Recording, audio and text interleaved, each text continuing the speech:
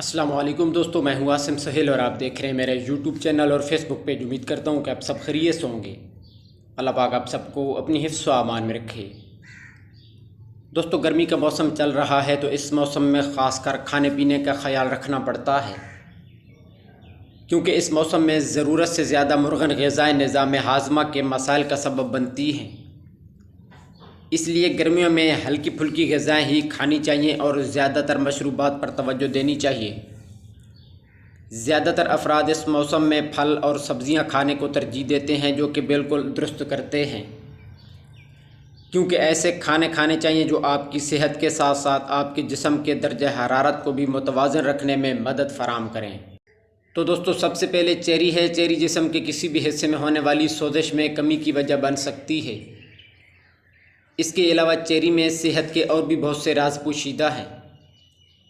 इसके बाद खीरा है। शायद ही कोई घर हो जहां सलाद बनती हो और इसमें खीरे शामिल ना किए जाते हों।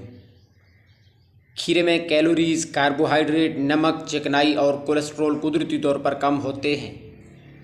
और मज़े की बात यह है कि इसमें 95% पानी होता है, इसलिए खीरे कुदरती तौर पर हाइड्रेट होते हैं, जो ठंडा रहने के लिए ज़रूरी हैं। लिहाजा आप इसे ना सिर्फ सलाद में खा सकते हैं, बल्कि इसे गर्मियों में रोज़ाना कच्चा भी खा सकते हैं।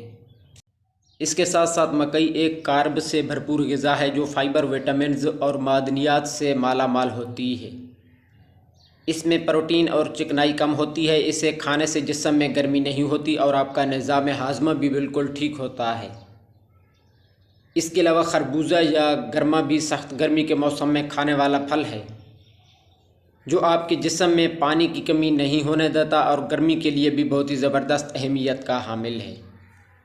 तो दोस्तों, ये थी हमारी आज की छोटी सी वीडियो। उम्मीद है कि आपको पसंद आई होगी। मज़ीद इस तरह की वीडियो के लिए हमारे चैनल को सब्सक्राइब कर दें और साथ में दिए गए बेल आइकन के बटन को भी ज़रूर प्रेस कर दीजिएगा। दुआ में याद रखिएगा। जज़ाकल्लाहु खैरा।